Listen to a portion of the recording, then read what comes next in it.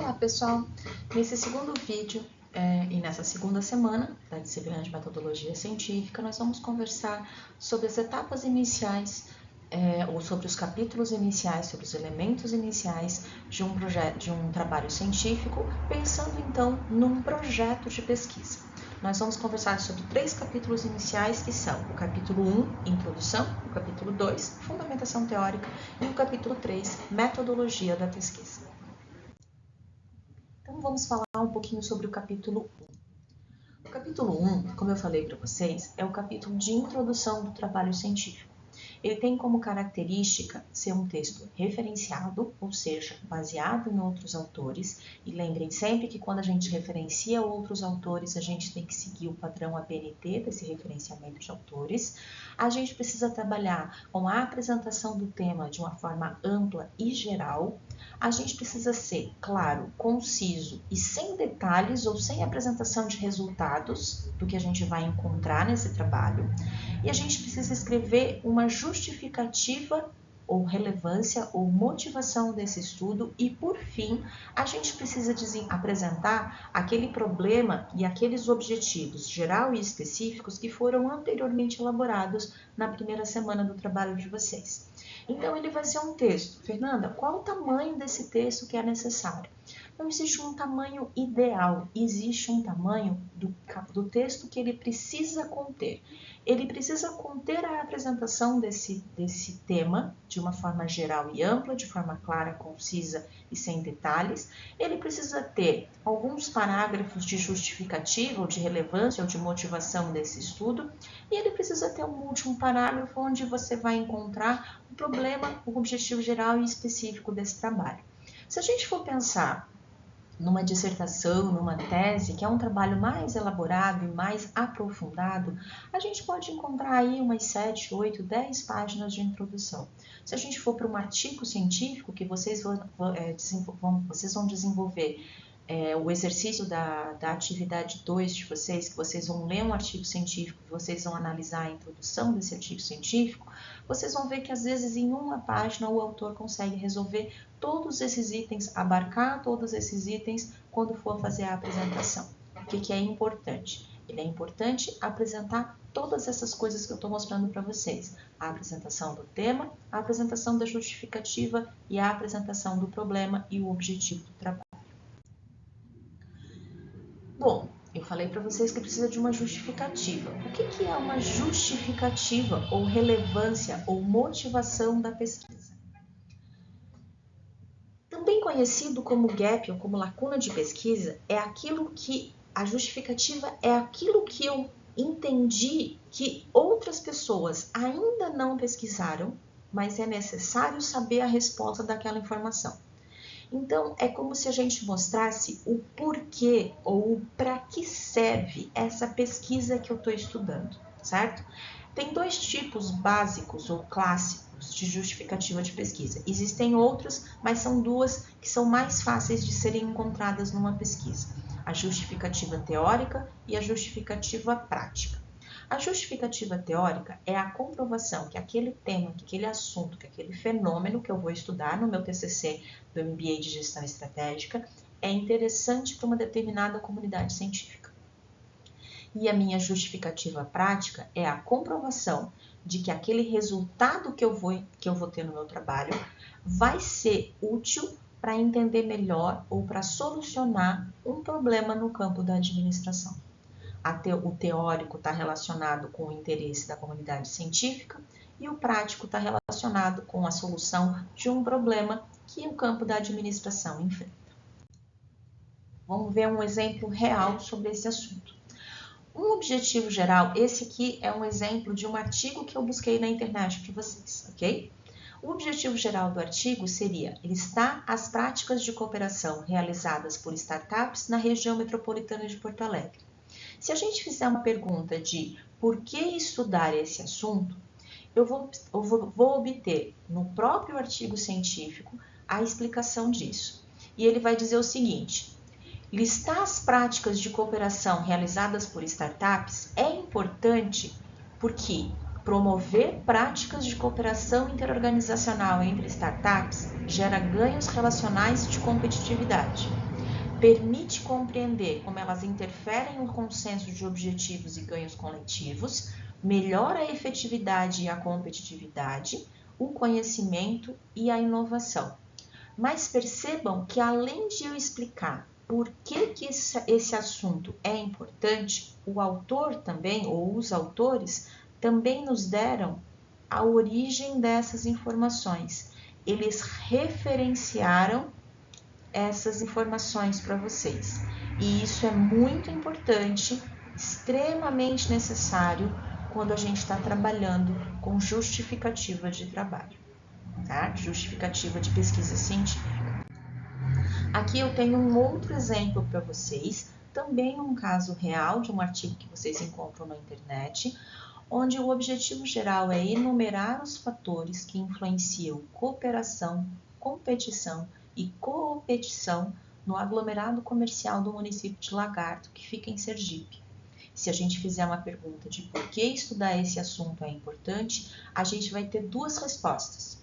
Primeiro, porque o comércio varejista é o que mais se destaca no setor econômico de comércio e serviços do município de Lagarto. É o segundo setor que mais gera emprego e renda nessa cidade, e Lagarto é um dos 10 municípios com maior PIB do estado e é a segunda cidade não metropolitana na criação de vagas de emprego em 2019, que foi quando o artigo foi feito.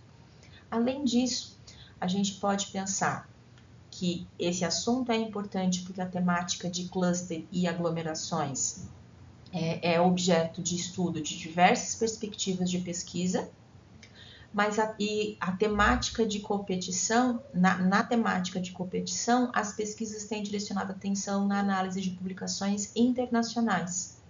Então, eu tenho aqui, nesse espaço aqui, uma justificativa prática e nesse espaço aqui, uma justificativa teórica do trabalho dessa pessoa.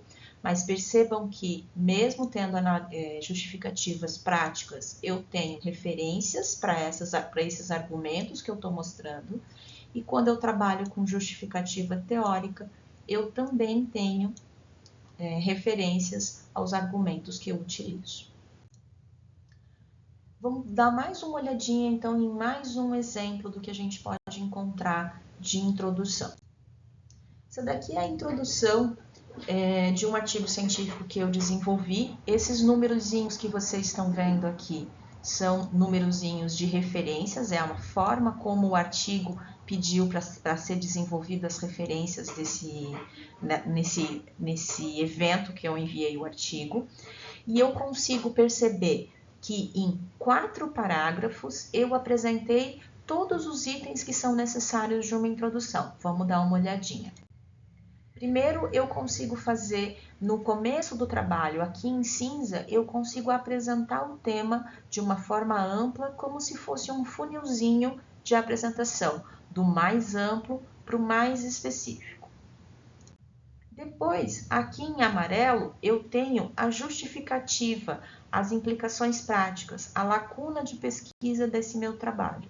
E depois, aqui em azul, eu posso mostrar para vocês as perguntas de pesquisa, aqui até aqui, e os objetivos específicos desse trabalho, que é esse finalzinho dessa parte em azul. Então, nesses 4 parágrafos, eu consegui apresentar para vocês toda a introdução. Precisa ser restrito dessa forma, apenas 4 parágrafos? Claro que não. Vocês podem desenvolver na quantidade de parágrafos que vocês sentem necessidade de escrever, mas não pode deixar de apresentar o tema de uma forma ampla, do mais amplo para o mais específico, apresentar a justificativa de pesquisa de vocês e apresentar os problemas, o problema de pesquisa e os objetivos geral e específico desse trabalho.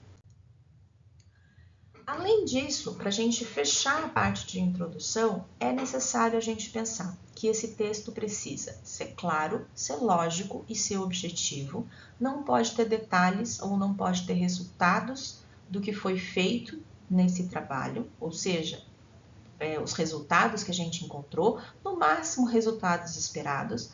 ele tem que ser um texto referenciado, fundamentado em outros autores. Vai ter que responder na justificativa 3 perguntas clássicas. Qual a relação do tema ou do problema com o contexto social? Por que é importante fazer essa pesquisa? E para que vai servir os resultados dessa pesquisa, em termos práticos e em termos teóricos? Vamos então para o segundo capítulo, que é o capítulo de referencial teórico. Para a gente fazer esse capítulo, é necessário a gente trabalhar inicialmente com pesquisa de base de dados. Eu já mostrei para vocês, na primeira semana de aula, alguns vídeos explicativos de como que a gente usa as bases de dados, Scopus, Web of Science, SPEL e Cielo. E para isso, para a gente fazer esse uso bem adequado dessas 4 bases de dados, a gente precisa de palavras-chave, que são palavras que são identificadas naqueles artigos, como se fossem palavras mais importantes, palavras mais significativas para aquele trabalho. E a gente precisa ainda pensar em caracteres booleanos e em filtros. Uma vez que a gente busca artigos científicos sobre o assunto, a gente consegue fazer então fichamentos. Fichamentos são necessários? Não, fichamentos são importantes, mas eles não são obrigação para serem desenvolvidos quando a gente está trabalhando com um trabalho científico.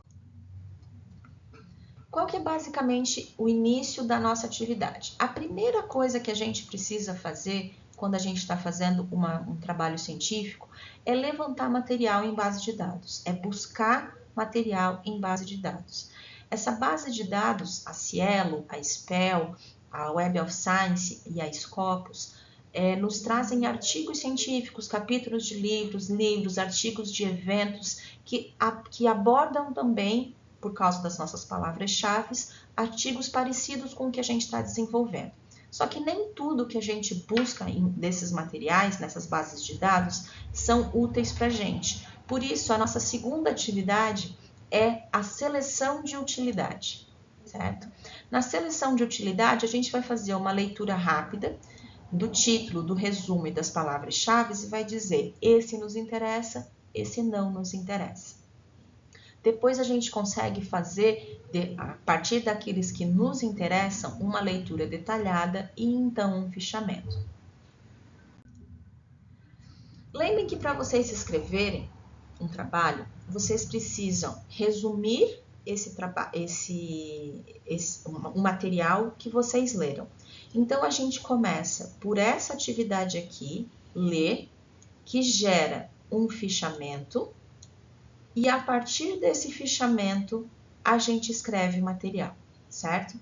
Não tem como a gente escrever um texto científico se a gente não lê material científico, certo? É necessário, é imprescindível a leitura de outros textos científicos para então vocês conseguirem escrever o seu próprio texto científico. Vamos então para efetivamente entender o capítulo 2, que é o capítulo de fundamentação teórica, que é um capítulo que fica entre o capítulo de introdução e o capítulo de procedimentos metodológicos de uma pesquisa. Então vamos entender o que é o capítulo de fundamentação teórica. O capítulo de fundamentação teórica, ele é um capítulo que é o apanhado de informações teóricas acerca de um ou de mais assuntos.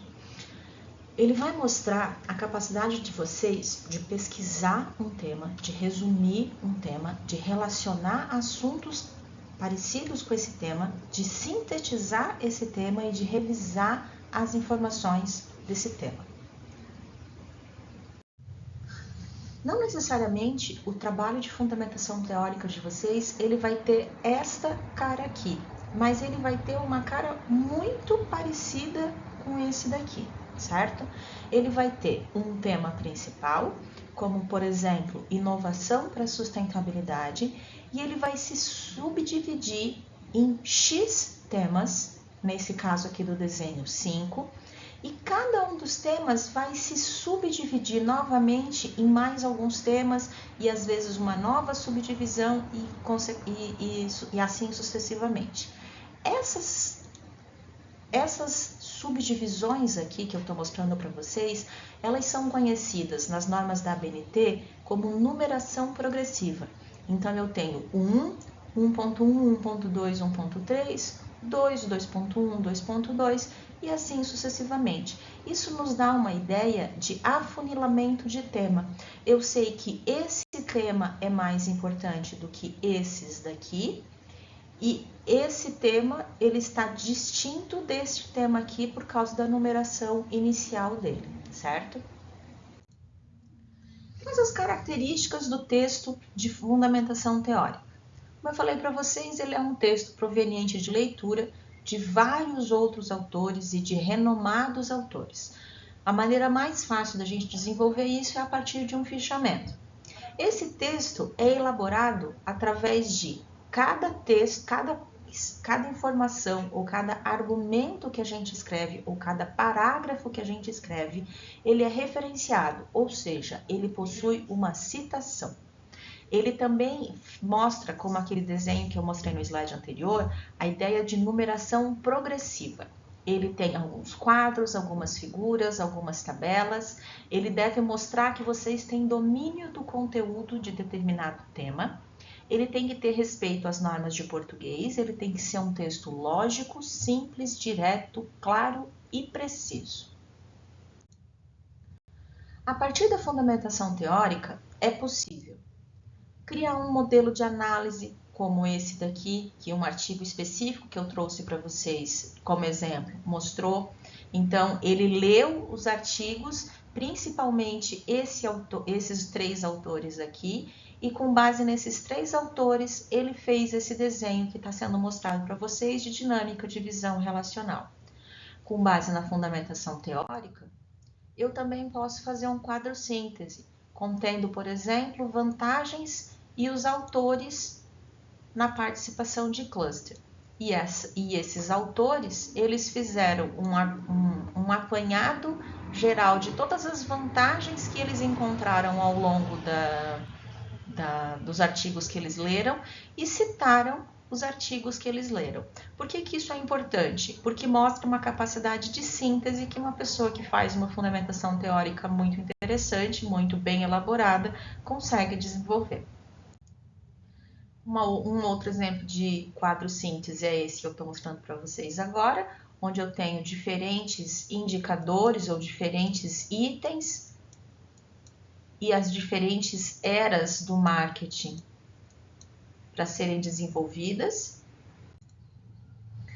E aí a gente pode ir para um exemplo, né? Nesse caso aqui é um texto em inglês que eu posso mostrar para vocês os itens a partir do problema, que seria este daqui, quais os tipos de inovação que a Dengo Chocolate desenvolve no objetivo de atingir o tripé de sustentabilidade, e com base nesse problema, os itens na fundamentação teórica seriam inovação e inovação orientada para a sustentabilidade. E aí a gente passa para o terceiro capítulo, que é o capítulo que também vai constar no projeto de pesquisa de vocês, que é o capítulo de procedimentos metodológicos, metodologia, materiais, métodos de trabalho, aspectos metodológicos. O nome pode ser diferente para cada uma das pessoas, mas basicamente ele nos traz o passo a passo de como o trabalho foi ou vai ser realizado e suas características. Se eu tivesse que explicar para vocês de forma básica o que é o capítulo de procedimentos metodológicos, eu posso dizer para vocês que o capítulo de procedimentos metodológicos é uma receita de bolo. Ele vai apresentar os caminhos, o passo a passo da pesquisa, o que foi necessário, os ingredientes e como que foi misturado esses ingredientes para para ser possível de se fazer a pesquisa e responder o problema de pesquisa. Por que procedimentos metodológicos são necessários? Para garantir a reprodutibilidade de uma pesquisa. Basicamente, o capítulo de procedimentos metodológicos, ele trabalha com três partes, três grandes grupos de informação, certo? As características da pesquisa, quem ou o que foi pesquisado e os dados que foram coletados, que tipo de dados, como que eles foram coletados e como que eles foram analisados. Vamos dar uma olhadinha então em diferentes maneiras de se classificar uma pesquisa. A característica da pesquisa, ela tem que obrigatoriamente conter três informações: informações de abordagem, informação de natureza e informação de estratégia. É necessário fazer uma escolha aqui e uma escolha aqui. Então, o meu trabalho ele pode ser, por exemplo, qualitativo, com características onde a minha coleta de dados ela coletou informações em forma de texto. Ela pode ser quantitativa, onde eu faço busca de informações de dados de forma numérica, ou mista, quando eu mesclo na mesma pesquisa informações quant e informações qual. Eu posso ter uma natureza exploratória, onde eu vou desbravar o tema pela primeira vez, e aí uma pesquisa exploratória, ela geralmente é caracterizada por uma pesquisa que não se sabe muito sobre o tema, mas a gente não pode pensar que não se sabe muito sobre o tema, eu não sei muito sobre o tema. Tem que ser a comunidade científica não sabe muito sobre o tema. Isso é uma pesquisa exploratória. Ela pode ser descritiva, numa ideia de descrever uma realidade como se fosse uma fotografia do que a gente está encontrando, e ela pode ser uma pesquisa explicativa. Na hora que ela é uma pesquisa explicativa, ela vai tentar relacionar ou ela vai tentar identificar fatores que influenciam a variável A na variável B. Em relação à estratégia de pesquisa, eu posso ter uma pesquisa experimental, onde eu testo essas características de variável B, a variável A implicando na variável B. Eu posso ter uma revisão de literatura, onde eu vou buscar artigos científicos e vou discutir o que esses artigos científicos já conversaram sobre o tema. Eu posso ter um estudo de caso, onde eu vou discutir com vocês um caso específico que eu quero mostrar pela sua singularidade ou pela sua tipicidade daquele tema. Eu posso ter uma amostragem, onde eu não consigo entrevistar todas as pessoas que fazem parte daquele universo de pesquisa, mas eu entrevisto, por exemplo, uma amostra. E eu posso ter um survey, onde eu consigo entrevistar todas as pessoas que fazem parte daquela realidade, como se eu fosse entrevistar todos os alunos que já cursaram o MBA em gestão estratégica. Se eu entrevistar todos os alunos, eu tenho um survey. Se eu entrevistar um grupo de alunos, o que eu tenho é uma amostragem. Quando a gente faz essa característica, essa classificação da pesquisa em diferentes maneiras, eu tenho uma junção de informações como esses que eu mostro para vocês. Então, a pesquisa ela pode ser qualitativa, exploratória, estudo de caso. Ela também poderia ser qualitativa, descritiva, ao invés de exploratória, e estudo de caso. Eu posso ter uma pesquisa quantitativa, explicativa, por amostragem. Eu também poderia ter uma pesquisa quantitativa, descritiva e por amostragem. O quantitativa, explicativa e um survey, certo? Eu posso ter uma pesquisa qualitativa, descritiva e revisão de literatura. E eu posso ter, por exemplo, uma pesquisa mista, descritiva, exploratória e por amostragem. É necessário fazer uma escolha em relação à abordagem, uma escolha em relação à natureza e uma escolha em relação à estratégia de pesquisa. Depois a gente vai para a ideia de quem que foi pesquisado.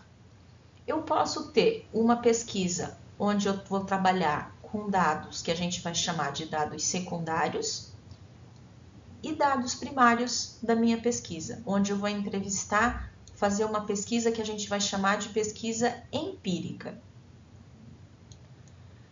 No caso do TCC, de gestão estratégica, o TCC ele precisa ter uma característica teórico-empírica. Então, vocês precisam entrevistar ou analisar uma organização, uma empresa, uma universidade, uma indústria, um setor, um departamento dessa organização, ou pessoas em específico que vocês gostariam de entrevistar, como, por exemplo, empreendedores ou diretores de uma determinada empresa. É necessário, quando a gente está trabalhando com quem foi pesquisado, fazer algumas perguntas ou apresentar algumas respostas a algumas perguntas, como, por exemplo, quais os critérios de inclusão e exclusão desse grupo de pessoas que eu entrevistei, quem que vai ser entrevistado, como que as pessoas foram convidadas para participar dessa pesquisa, certo? Depois, por fim, na etapa de metodologia, eu tenho que trazer as informações relacionadas aos dados coletados. Quais os dados coletados?